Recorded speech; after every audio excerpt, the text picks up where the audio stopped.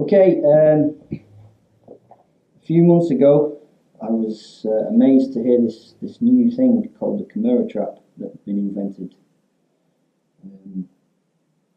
It hasn't been invented. It's been around since as long as I know, really.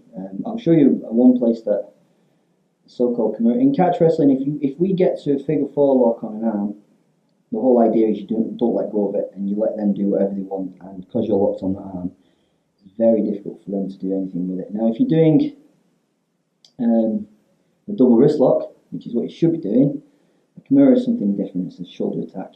A double wrist lock actually locks you into position. So I'm going to show you a close guard pass that I use a lot.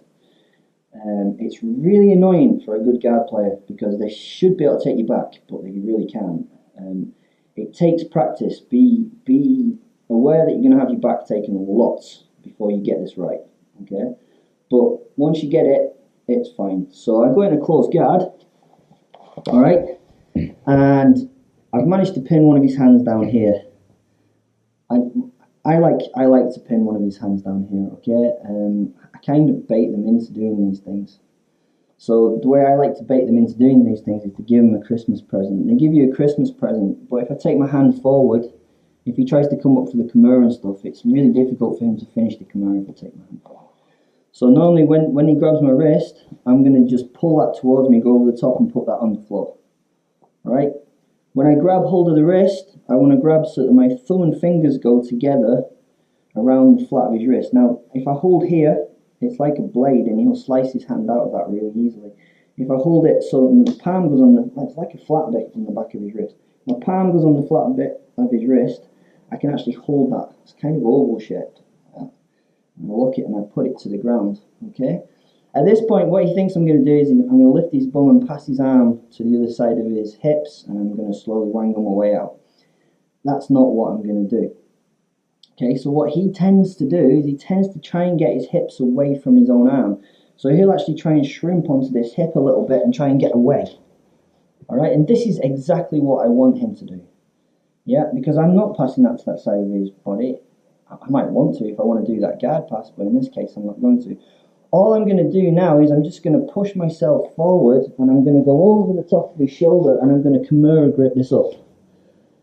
I'm going to turn it into a double wrist lock. How do I turn it into a double wrist lock? I'm going to bring my forearm underneath his shoulder pit, underneath his armpit, and I hold on to his wrist and I turn that wrist underneath his armpit. Okay? In this position, all I do is wait. Okay? I start to drive forward and I wait. So what's Graham going to do?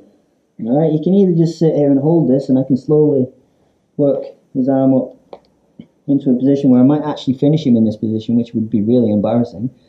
He can try and straighten his arm and try and get like a side choke on here, but he can't because I'm locked underneath his armpit. I'm driving the elbow down and I'm turning the wrist underneath his armpit. It's locked there.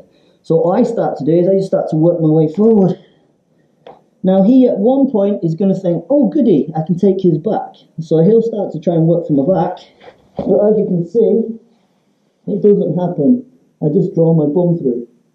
Once I draw my bum through, I'm just going to come underneath his head. This is where I want to get to. And if you watch some of my other videos, you'll be able to see that this double wrist lock pin works effectively. I use it a lot in rolling. If you watch some of my rolling videos, you'll see me use this all the time. People don't expect to be controlled from here. So we'll do that one more time. Maybe from the side, yeah.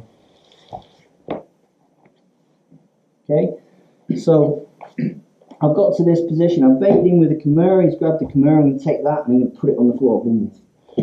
Okay, controlling him. He can't sit up. He'll take his hips away from that hand. He doesn't want that hand pass under pass to be done to pass under pass. That's what it is, isn't it? Alright, all I'm going to do now is I'm just going to throw myself forward and I'm more or less going to give him my back while I take the grip.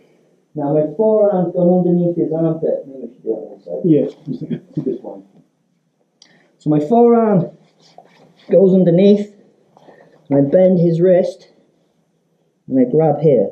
And what I'm doing is I'm turning his wrist underneath this. I've got my forearm underneath his armpit and I've locked his shoulder between my elbow and my shoulder. Okay? And now all I'm really going to do is I'm going to keep my head down. He thinks that he's going to take my back, but because his shoulder is locked where it is, as he tries to work to take my back, I can literally just pull myself out, hop into my double wrist lock pin. Right?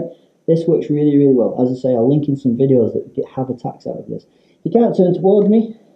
He can't turn away from me. And if he pushes into me, he gives me his back. Okay? So you kind of, once you get there, you're in a bit of a winning position. Okay? So sometimes, as we saw with the great Sakuraba in his battle matches against the Gracies, sometimes when you get a figure four lock, just hold on to it and see what happens. Okay? So, there you go.